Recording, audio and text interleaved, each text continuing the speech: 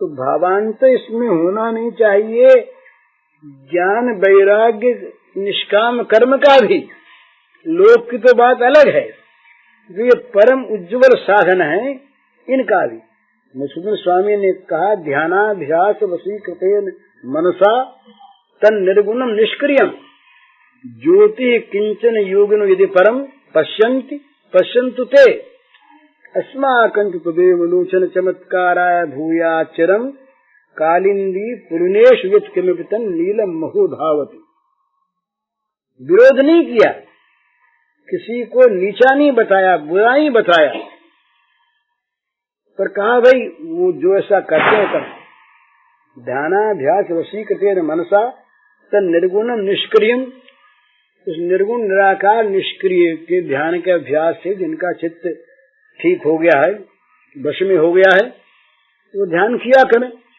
अगर कोई परमात्मा की ज्योति का हृदय में दर्शन करते हैं तो वो किया करें, लेकिन हम लोगों के लिए तो अस्माकं तो तदेव लोचन चमत्काराय भूयाचरम कालिंदी पुलिनिषुत्किमुक्तन नीलम महो धावति। कालिंदी तट पर यमुना के किनारे किनारे जो नीला नीला तेज एक फुदकता दौड़ता रहता है, हमारे लिए तो कृष्णात् परम क्योंकि तत्व महम न जान। ये नहीं कहा कि कृष्ण कौन से कृष्ण परम तत्व है, खोल दिया इसको। वो तत्व रहस्य दूसरी चीज वो नहीं, यहाँ पर यहाँ तो क्या किसमें रहती है, वंशी विभूषित करात नवनीरदाभात पीतांबरात अरुणबिंब फलाधरुष्ठात पूर्ण सुंदर मुखात अरविंद नेत्रात कृष्णात।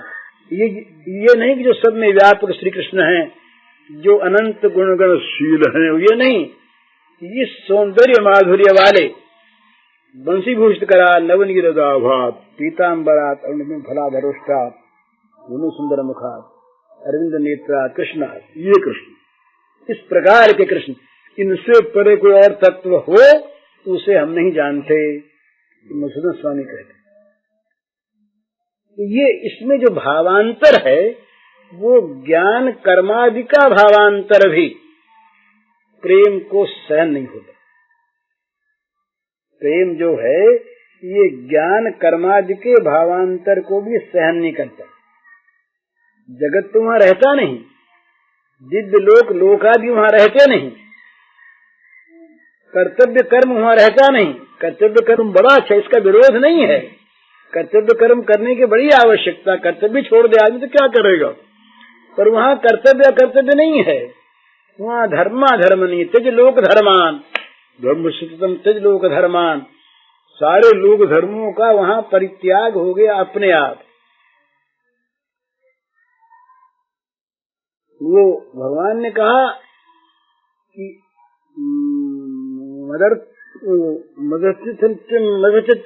जय का ता मन मनस का मत प्राणा, वो मेरे मन वाली मेरे प्राण वाली मेरे लिए उनके जो अपने काम थे वो उनके छूट गए, उनको उन्होंने छोड़ दिया,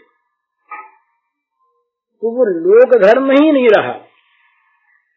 तो वहां पर जो प्रेम धर्म है एक, उसका ऐसा पूर्णाधिपत्य होता है कि उसमें किसी भावांतर की गुंजाइश नहीं होती, सहन नहीं होता। इसीलिए वो दूसरी बात सुनना, कहना, सोचना नहीं चाहता, उसके लिए संभव नहीं है। वो किसी का तिरस्कार नहीं करता, किसी में नीचा भाव नहीं देखता, पर वो किसी की कल्पना नहीं करना चाहता ना, तो वहां पर ये प्रेम का वास्तविक उदय होता है। और जहाँ इस प्रकार के प्रेम का उदय होता है वही निकुंज है, वही निभृत निकुंज है, एकांत कुंज। वो हृदय, वो क्षेत्र, वो प्राणी, वो पदार्थ निकुंज है, जहाँ पर भावांतर शून्य प्रेममय भगवान विराजते, किसी भी दूसरे भावांतर का। अब वहाँ ये भगवान है, अब ये बात लोकालय में कहने के नहीं है, ये भगवान है ये कल्पना भी वहां पर असह्य है। बड़ी एक बुरी बात लगेगी ना ये,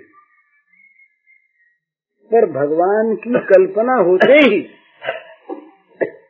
वो जो भाव है उसमें अंतर आ जाएगा, वो रहेगा नहीं भाव।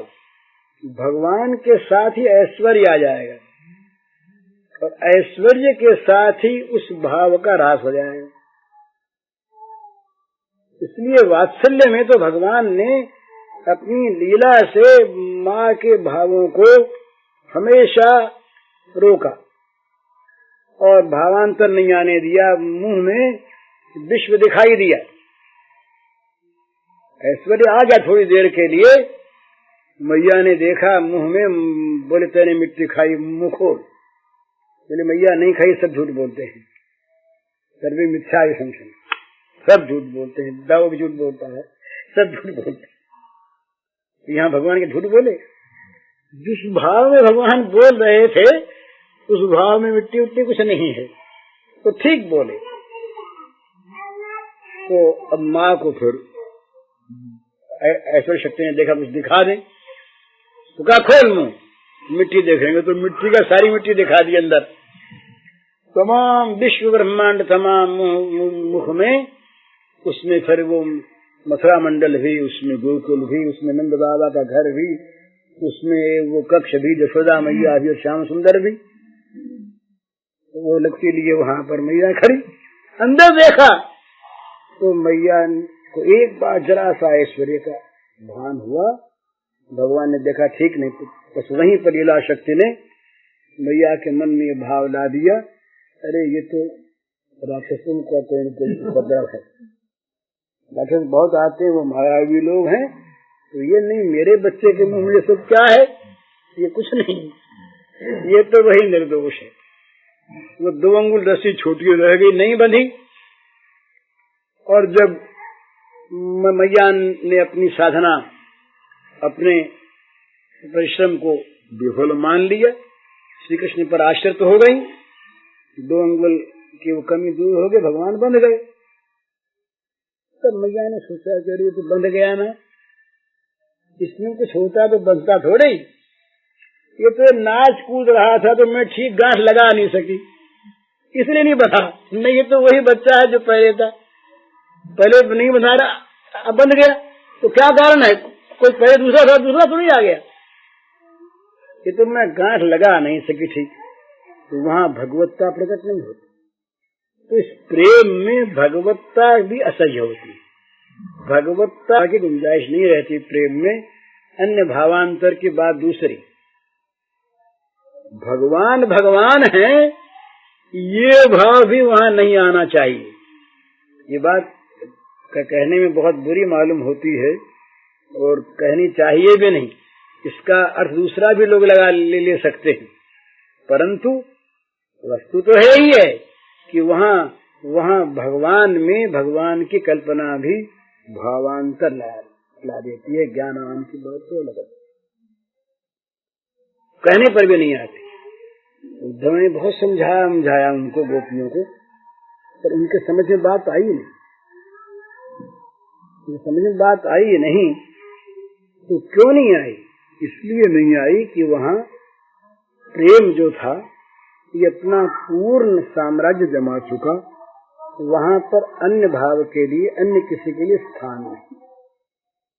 इसीलिए गोपियों के सिवा कहीं निकुंज लीला नहीं होती, निकुंज लीला और कहीं नहीं होती। जहां भावांतर है वहां वो निकुंज बिखर जाता है, वो तो भाव का ही निकुंज है। जहां केवल प्रेम भाव है, निर्मल विशुद्धानुराग, वहीं पर वो प्रेम ही निकुंज बना है। तो जहां भावांतर है वहां निकुंज नहीं रहता, लोक आ जाता है। लोक में और निकुंज में यही अंतर है। निबच निकुंज का अर्थ क्या है? जहां लोक नहीं है, केवल प्रेमी प्रेमास्पद है, लोक नहीं है। लोक के लिए वहां पर स्थान नहीं है, लोक वहां आ नहीं सकता। बात हुई थी ना कि भगवान विष्णु भी वहां पर भावांतर लाने वाले, तो श्री कृष्ण भी यदि कहीं भगवान बन के खड़े हो जाएं तो वो भी भावांतर लाने वाले। सब लोग चाहते हैं भगवान को भगवान जाने,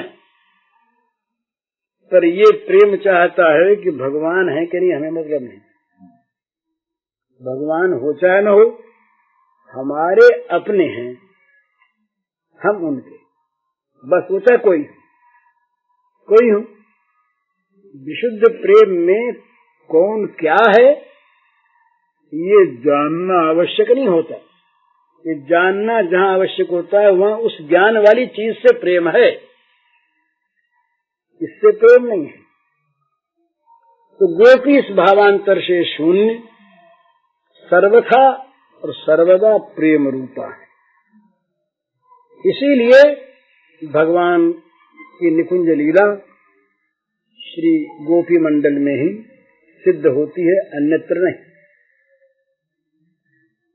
और इसका कोई विरोध करो तो ठीक करता है, वो जिस स्तर की बात कहता है वहाँ गोपी मंडल है नहीं, और वहाँ गोपी मंडल को ले जाया जाए तो विरोध की वस्तु है, ठीक विरोध की वस्तु। गीता के 3रे अध्याय में गोपी मंडल नहीं आ सकते, 18वें अध्याय के अंत में उसका थोड़ा थोड़ा प्रवेश होता है,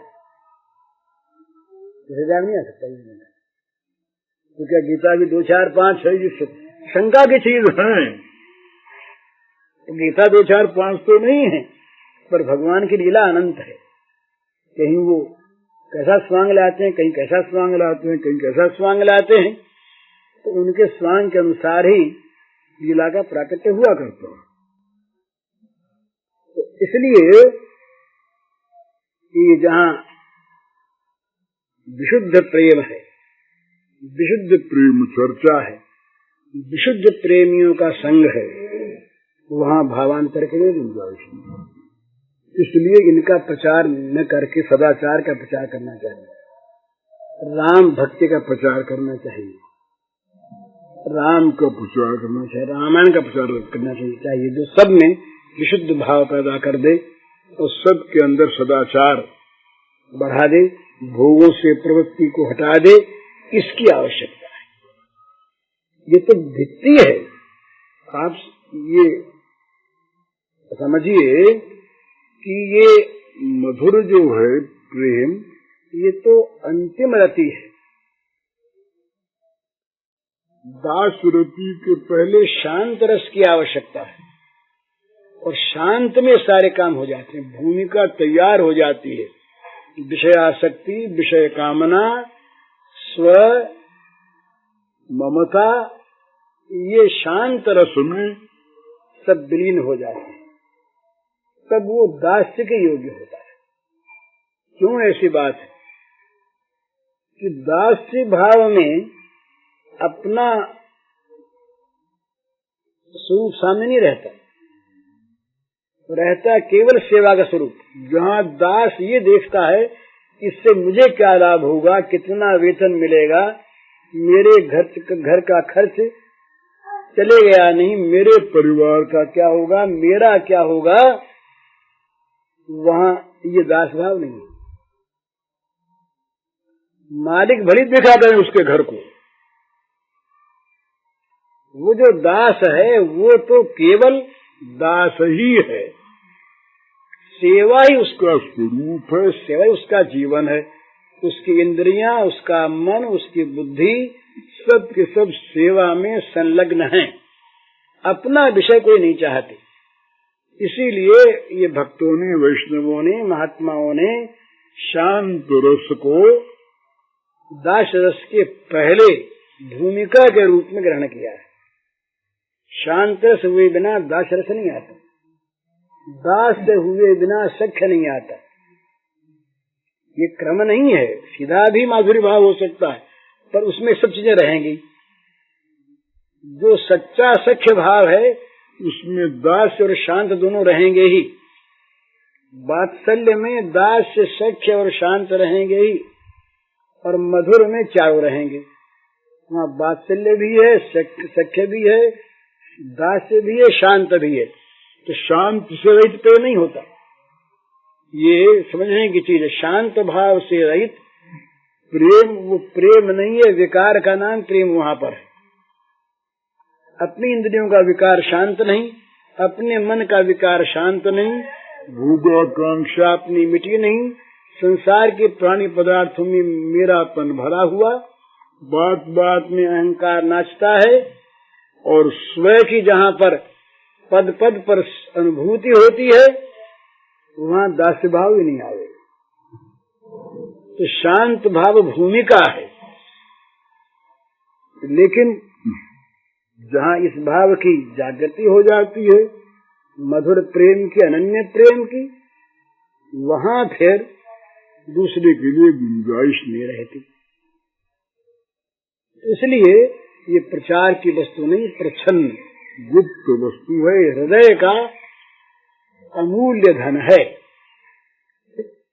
और कुछ दिखाने की चीज नहीं। जैसे पतिव्रता और पत्नी का गात्र दूसरा नहीं देख सकता, इसी प्रकार से प्रेमी के प्रेम का दर्शन दूसरा नहीं कर सकता, तो प्रेमास्पद ही कर सकता है। प्रेमास्पद के लिए ही वो प्रेम है, प्रेमास्पद को दिखाना ही नहीं, उसकी संपत्ति वो प्रेम है।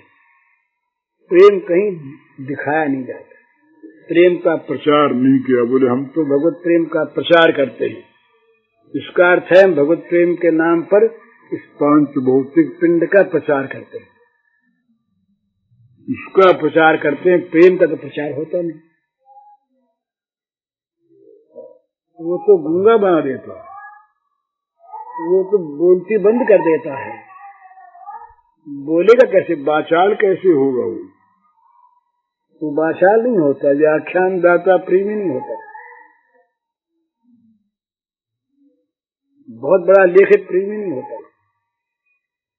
ये जो दार्शनिक विद्वान अपना लेख लिखते हैं वो अलग चीज है, पर जहाँ प्रेम है वहाँ पर उसको लिखने की गुंजाइश कहाँ है?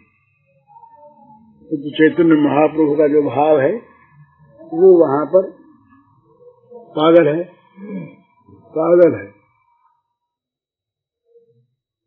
पागल हो गया, सिर फोड़ लेता है।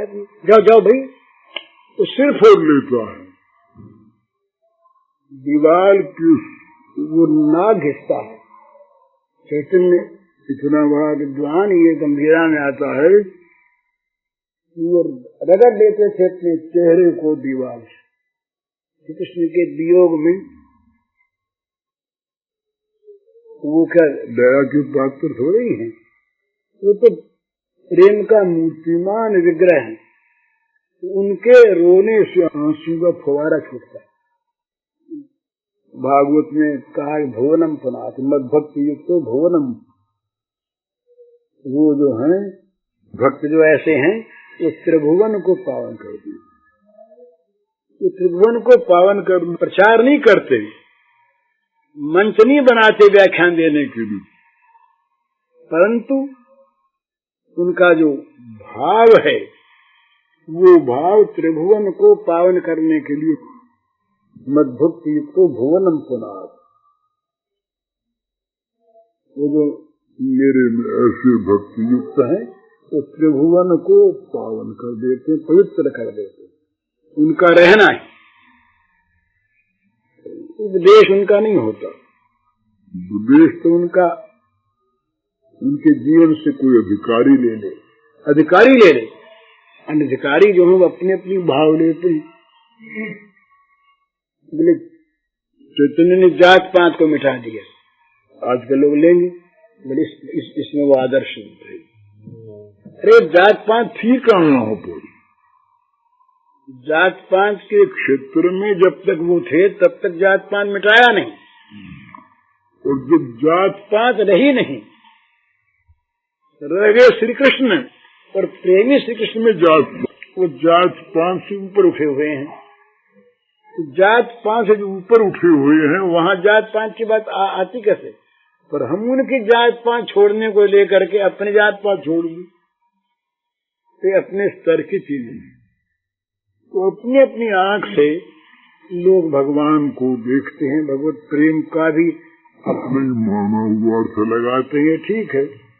इसलिए जो ये प्रेम है, निकुंज लीला का प्रेम, ये प्रेम कहने के वस्तु नहीं। इस प्रेम की तो अनुभूति होती है, और उस अनुभूति के लिए किसी सहचरी की सेवा आवश्यक है। ये भी प्रकट नहीं हुआ करता। ये प्रकट सेवा जो होती है, हृदय के इस छिपे हुए धन को और भी छिपा देती है। एक नया आवरण उस प्रकट सेवा का और उस पर आ गया।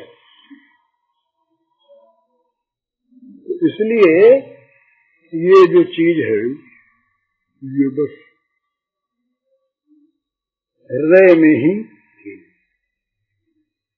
भगवान का जो ये लीला विलास है, ये नित्य है। ये कभी हुआ था सो नहीं है, पर इसको देखने की हमारी चाह ही नहीं है।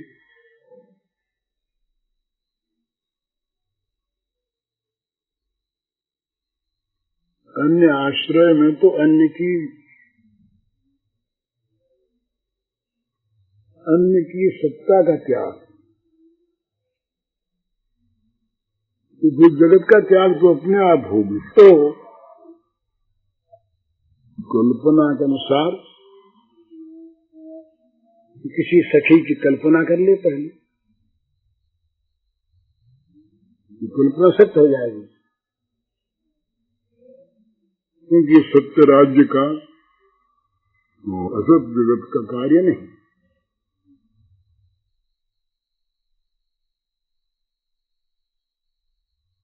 उस कल्पना के अनुसार अपने को उसके अनुगत बना ले, तो अनुगत बनाकर उस प्रतीक्षा करता रहे, उस कृपा होगी।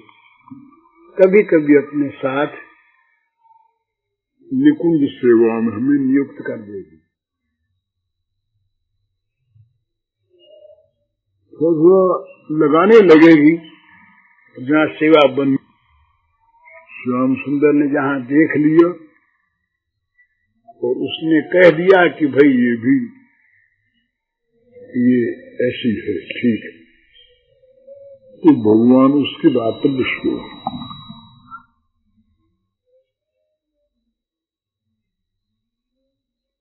ये भगवान सर्वांतर्यामी है, पर वहाँ अपने प्रकाश नहीं करते थे। वहाँ उस सर्व को छोड़ देते,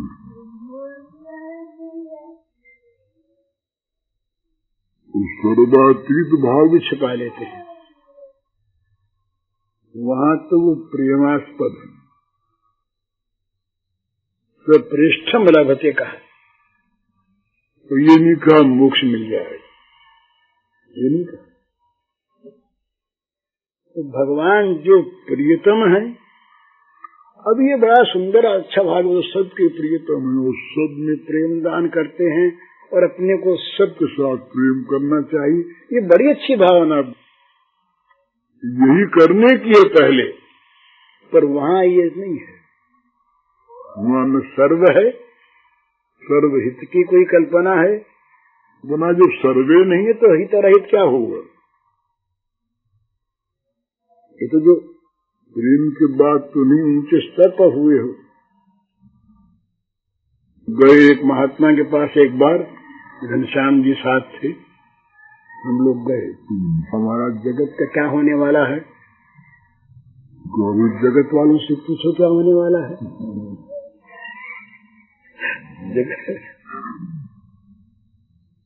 धर्म की रक्षा होगी कि नहीं, बोले धर्म वालों से पूछो होगी कि नहीं। वो तो जो ऊंचे चढ़ करके देखते हैं वहां से, वहाँ इन चीजों कोई महत्व रहता नहीं। तो जहाँ इस स्तर पर ही महत्व नहीं रहता, वहाँ भगवत प्रेम की जो एकांत परिस्थिति है, वहाँ पर ये सर्वहित सर्व कल्याण ये कुछ नहीं रहता। तो वहाँ जो भगवान है वो न तो सर्वरूप है न सर्वातीत है, वो भगवान उस प्रेमी के प्रेमास्पद हैं, उसके अपने हैं, उसके अपने हैं। वो कहते हैं हम तो बस इसका संकेत स्थूल में कई जगह भगवान ने किया, जानन्ति नाहं तेजो मनागति। भगवान, अब इस श्लोक से कोई ये कहे कि भगवान ने यहाँ पर ज्ञान का वर्ण कर लिया। जो भगवान हैं वो कहते हैं उनके सिवा हम किसी को जानते नहीं। भगवान कहते हैं, विष्णु भगवान के वाक्य हैं कि उन प्रेमियों के सिवा हम किसी को नहीं जानते, और वो हमारे सिवा किसी को नहीं जानते। न हम और को जानते हैं न वो और को जानते। तो ये क्या है? ये उन प्रेमियों के भगवान की बात वो भगवान कहते हैं। उन प्रेमियों के जो भगवान हैं वो भगवान उन्हीं को जानते हैं। तो वहाँ जो भगवान हैं निकुंज में, वो भगवान प्रियतम भगवान हैं। वो भगवान न सर्वातीत न सर्वशक्ति रहित है, न सर्व है न सर्वरूप है। तो क्या ये गुण का भगवान से वहाँ पर निकल गए? बोले निकल नहीं रहे। इन गुणों के, इन लक्षणों के प्रकाश का वो क्षेत्र ही नहीं है। जिस क्षेत्र में इन लक्षणों के प्रकाश की आवश्यकता है वहाँ पर इनसे पूर्ण संपन्न है भगवान।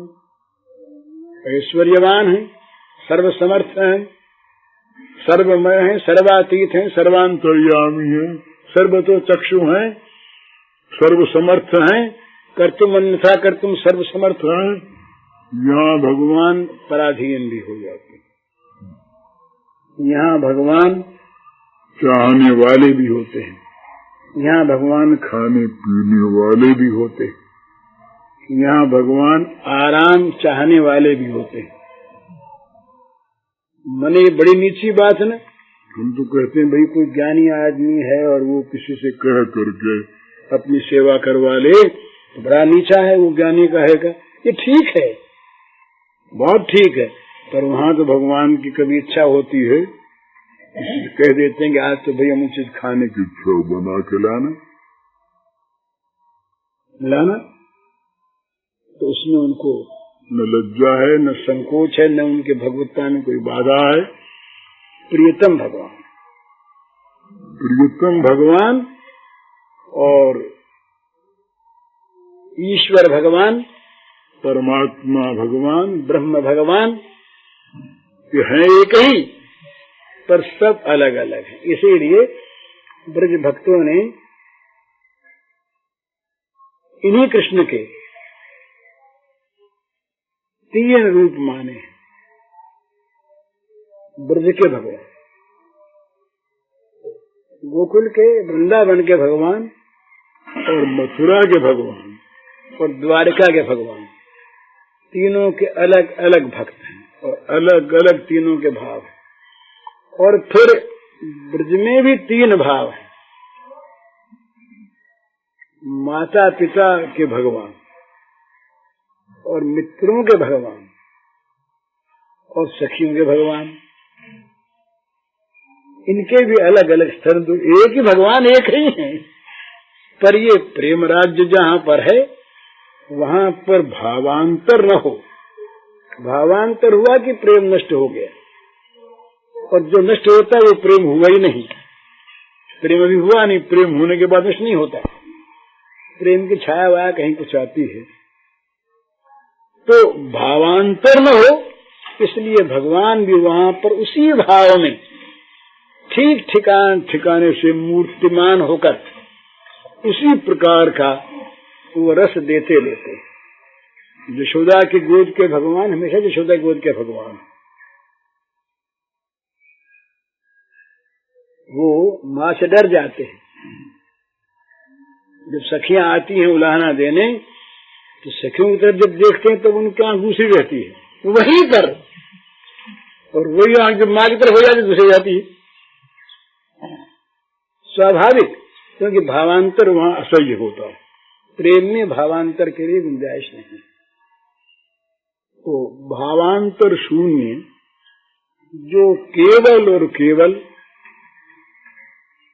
प्रेम का जो मूर्तिमान क्षेत्र है उसका नाम निकुंज है। ये निकुंज की व्याख्या है, उसका नाम निकुंज। उस निकुंज में जिनका नित्य आधिपत्य है वो निकुंजेश्वरी, जिनके आश्रय से निकुंजेश्वरी की लीला संपन्न होती है, वे भगवान श्री कृष्ण है। ये निकुंज लीला का रहस्य।